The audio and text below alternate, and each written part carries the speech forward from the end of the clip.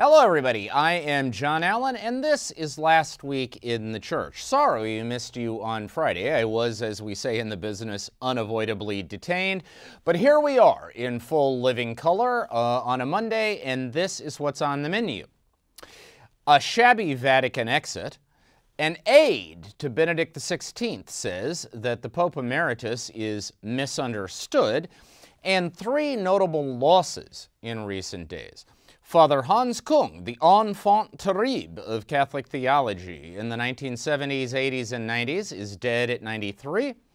Australian Cardinal Edward Cassidy, perhaps the consummate churchman of his generation, is dead in his native land at the age of 96. And finally, an Italian pastor you've never heard of has passed away at the age of 63, but you need to hear his story. That is what's waiting for you on the other side, so please stick around. All right, I want to remind you that you can find full coverage of all the stories we're going to talk about today on the Crux site. That is cruxnow.com. Cruxnow.com, your one-stop shopping destination for the very best in smart, wired, and independent Catholic journalism. If you can find it in your heart and your pocketbook to help us out, we are conducting our online fundraising drive. The apple of our eye is somebody willing to make a small but stable monthly commitment to Crux. That gives us the ability to make plans. We're not looking for very much, maybe what you would spend this month on, I don't know, streaming a movie from Amazon Prime or ordering something into the house from Uber Eats, whatever it is.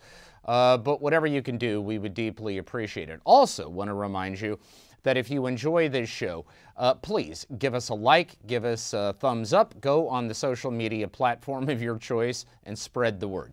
All right, we begin this week with a shabby Vatican exit. Now, as you well know, sometimes big pictures are painted from small brushstrokes. And this is really one of those small brushstrokes. It's a development that in itself is essentially meaningless. It concerns American Monsignor Robert Oliver, known to all of us as Bob, Father Bob, who has left as the secretary, that's the kind of chief of staff, for the Pontifical Commission for the Protection of Minors. That's the body created by Pope Francis in 2013 to be kind of his tip of the spear for reform on child sexual abuse in the church, kind of his chief sounding board advisory body. From the beginning, Monsignor Oliver has been the guy making the trains run on time. Recently, and he'd done that for almost 8 years. Prior to that, he'd put in another 2 years here in Rome in the Congregation for the Doctrine of the Faith. It was recently decided that his Rome run has come to an end, and he's going to go back to the Archdiocese of Boston, which is where he's from, where he served Cardinal Sean O'Malley before he came over to Rome, and where he now returns to serve Cardinal Sean O'Malley. Now look, you know, typically a 5-year run around here is considered normal, so almost a decade is actually extra time. And you know, however good somebody may be at their job, there's a natural tendency to get stale after a while, so the theory is you want to inject fresh blood. So there is nothing particularly remarkable about the fact that Monsignor Oliver is going home, nor is he upset about it. He has taken this with good humor, and it's not as if his career is over.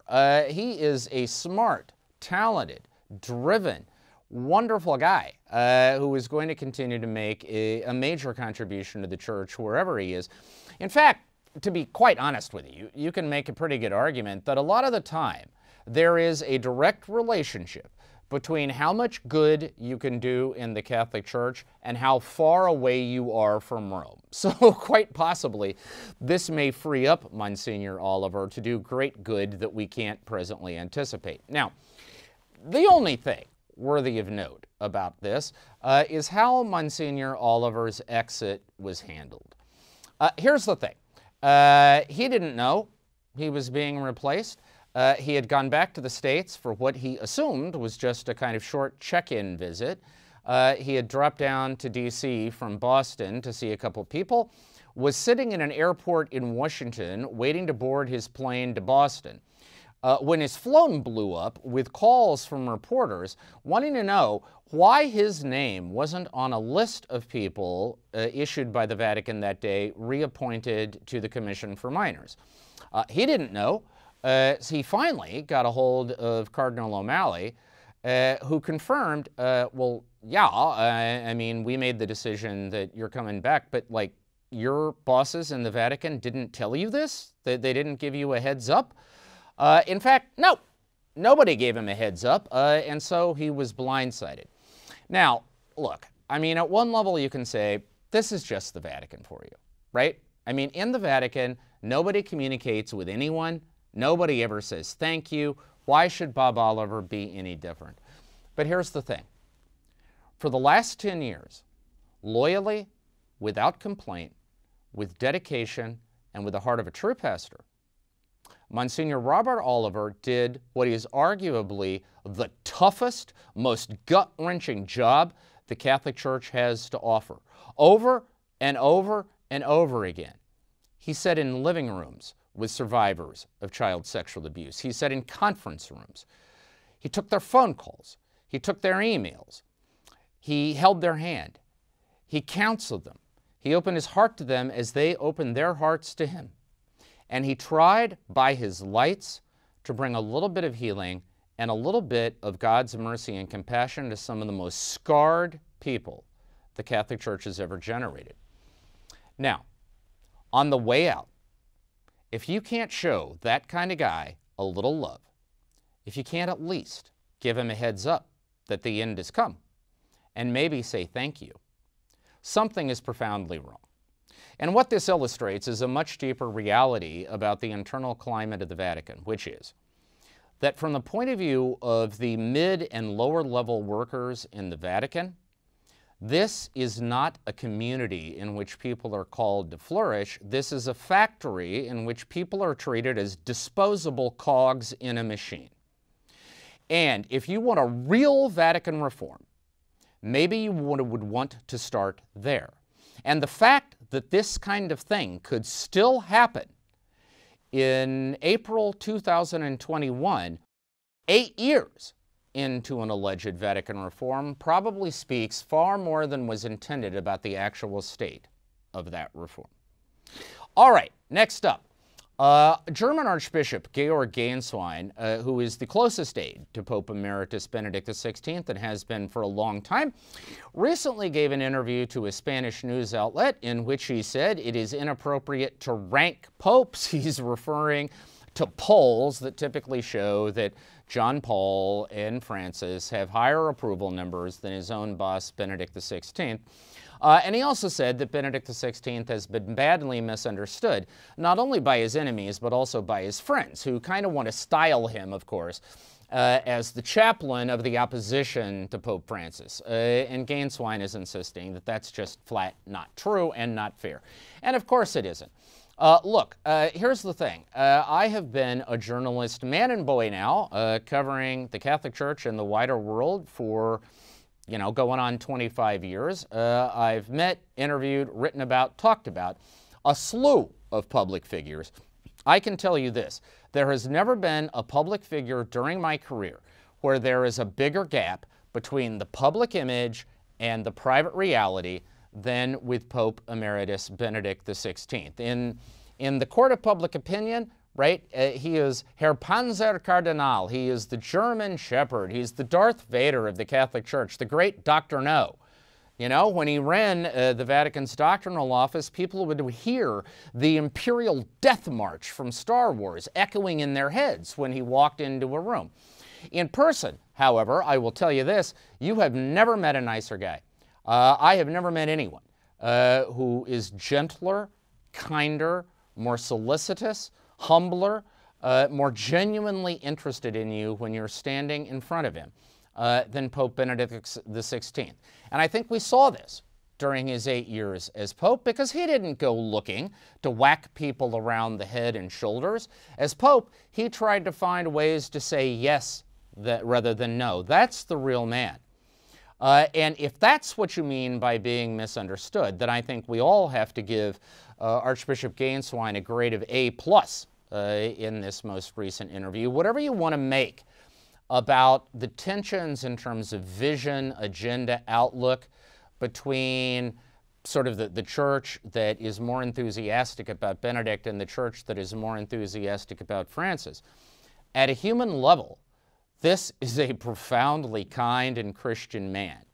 And that's how he deserves to be looked upon, and when the day comes, that's how he deserves to be remembered, not as the captain of some kind of practice squad for the other team. All right, 3 notable losses this week. We begin with Father Hans Küng. Now, Küng, born in Switzerland, but spent most of his career in Germany. He was the Wunderkind of the Catholic theological scene in the 1960s.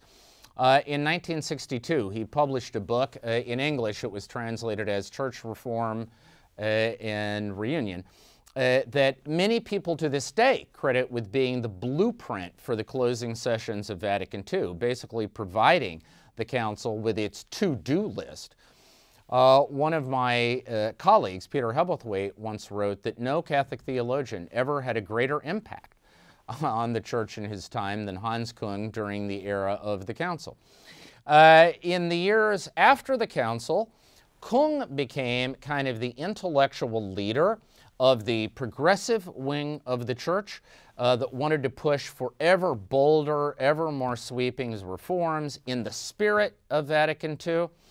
And of course, as well known, there was another wing of the Church led by several individuals, but among them, another young German theologian by the name of Joseph Ratzinger that was concerned that we were throwing the baby out with the bathwater and began to want to draw certain lines in the sand in terms of doctrine and practice.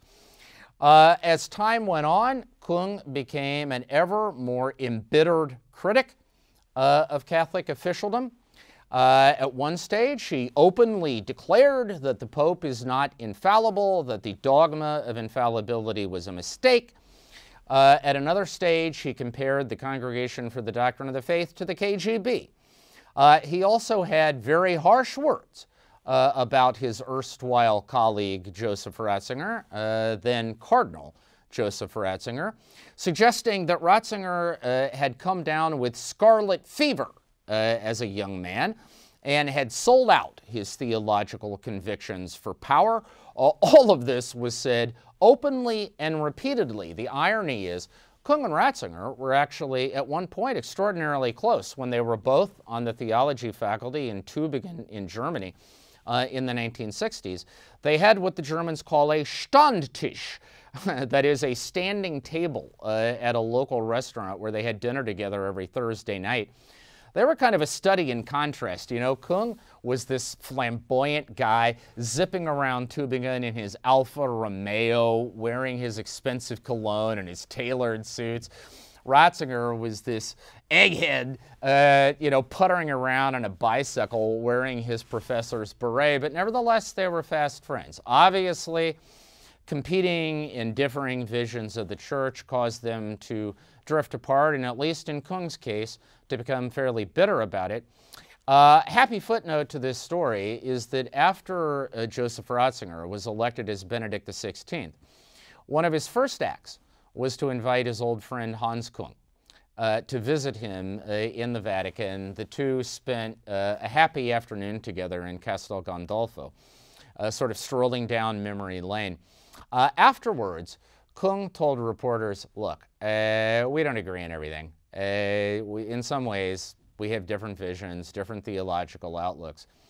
But what we've realized is that what unites us as priests and as Christians is far more profound and far more important. I don't know about you, but I just think that is a terrific story. Hans Küng was a lightning rod to his fans. He was the Catholic Solzhenitsyn, the guy speaking truth to power from the ecclesiastical gulag. To his critics, he was the ecclesiastical Judas, a guy who sold out the faith for 40 pieces of pop culture silver. And there are all sorts of ranges of opinion in between, but I will tell you this.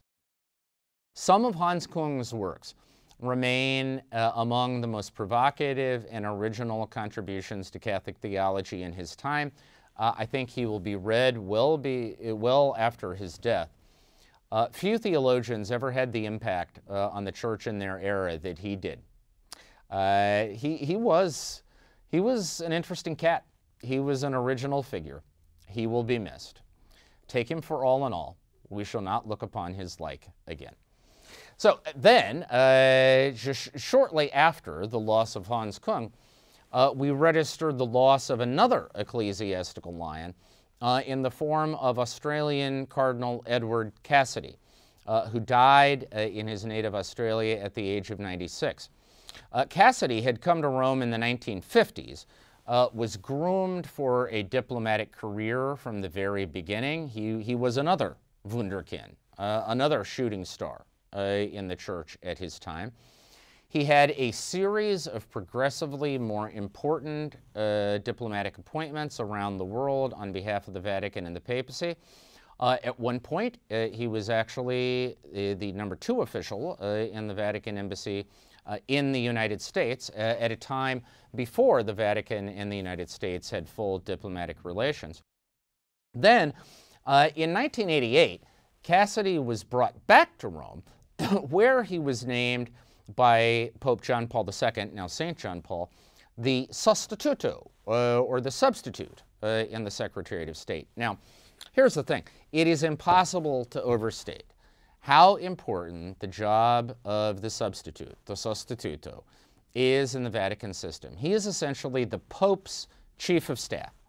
He's the guy who makes the Vatican's trains run on time. So, from the, President of France, who's coming in to visit the Pope today and briefing the Pope to make sure he's ready, to who's getting appointed nuncio in Bulgaria to face the hot spot there, to who's gonna actually make sure that the Vatican deficit gets corrected before the place goes broke.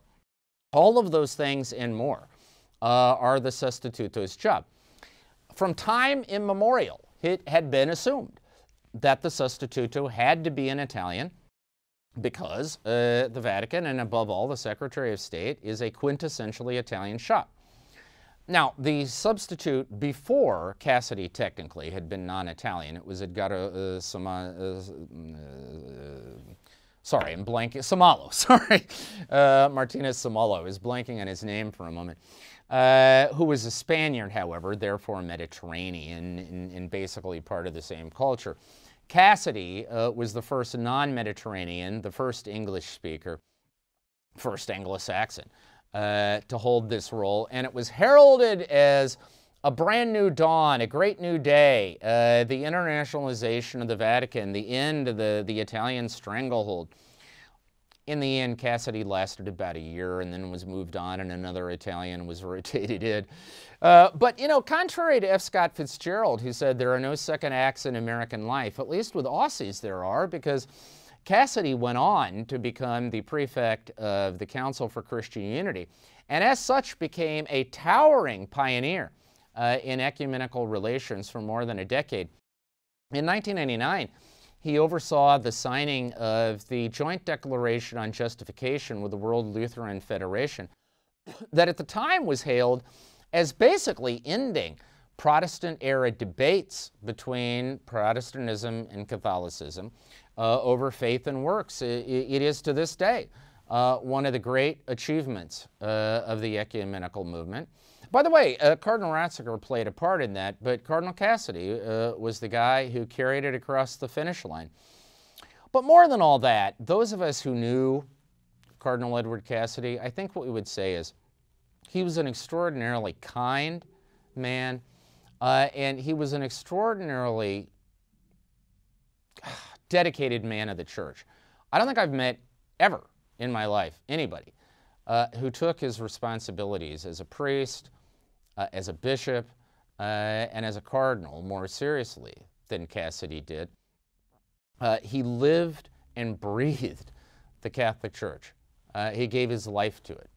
And as epitaphs go, it's hard to do much better than that. And we end this week with a third tragic loss in recent days, but in this case, someone whose name you've probably never heard. It's Father Giuseppe Bertolus, who was pastor of the Chiesa of San Martino Vescovo, St. Martin the Bishop, in the Diocese of Belluno in far northern Italy in the Dolomite Mountains on the border with Austria. Now his church, St. Martin the Bishop, is a well-known church in the Dolomites because it sits up on a mountaintop. It's very hard to get there. It's in a small village of about 1,900 souls. And it's considered a kind of symbol of the Dolomites, kind of the heart of the Dolomites. Now, a couple of years ago, this church was struck by Storm Adrian, which moved through that part of Europe, which triggered a number of landslides. It weakened the foundation of the church, made its situation precarious. Current estimate is to secure the foundation of the church is going to cost somewhere between $1.5 to $2.5 million. And Bertolus was deeply worried that he and the church was not going to be able to raise the money before some new storm or some new landslide came around and just utterly wiped it out. He died last week. Technically, the cause of death was a cerebral hemorrhage. But his parishioners are convinced that what he actually died from was worry. He had been struggling to get public authorities in Italy, to get church authorities in Italy, to get anybody to kick up the money it would take to keep his parish church safe. He had to face the reality that this Easter he had to celebrate Holy Week outside of the church because of security concerns. And basically, their theory is that this is a man who cared so much for his people and for his parish that the prospect of watching this centuries-old place of worship, the first Mass was celebrated on this site in the ancient Roman era, watching that wiped away on his watch was simply too heavy a burden to bear. When he died, the mayor was at the funeral. Virtually everyone who lives in that town was at the funeral. People came in from all over who had at one point lived there and moved on, paying testament to a priest who they believed was essentially their father, who lived and died with their suffering, their needs, their hopes and joys, their anxieties in his heart. You know what made me think of this is on Saturday, I was in my local grocery store here in Rome. I was checking out. I had a pretty full cart. Behind me, an elderly Italian lady came up. She just had a few items, so I waved her in front of me. She was grateful. We started to chat. She asked me what I did for a living. I said, I'm a journalist who covers the Vatican. As soon as I said the words Vatican, she was off to the races. She said, oh, you know, bunch of crooks. Pope's a nice guy, but all those cardinals are corrupt. The bishops get fat while people suffer. The monsignors always have their hands out when they're not doing something shady. You know, the whole thing is a den of thieves. Now, trying to change the subject, I said to her, are those some things you need for your Sunday lunch? And she said, yeah, I got to make sure everything is ready so I can get my grandkids to Mass on time. You know, that's Italian psychology 101, right? They may think the system is corrupt. They may have had their fill of theocracy and clerical arrogance and hypocrisy over the centuries. But the faith is still alive for them. And you know why the faith is still alive? Because of those simple priests, those simple sisters, the simple brothers, like Giuseppe Bertolus, that they see every day, laying down their lives for them, with no other interest in this world but them. I mean, in other words, if you want a verdict on centuries of intense Catholic culture, Italy is where you go looking for it. And you know what it is? It is people may have mixed feelings about the machine, but the people on the ground, they think are heroes, and that's because they are. Giuseppe Bertolus, Don Giuseppe, requiescat in pace. All right, that is our show for this week. We will be here again on Friday as regular, so please join us on Friday. In the meantime, stay safe, stay healthy and happy. Have a fantastic and blessed few days. We will talk to you again soon.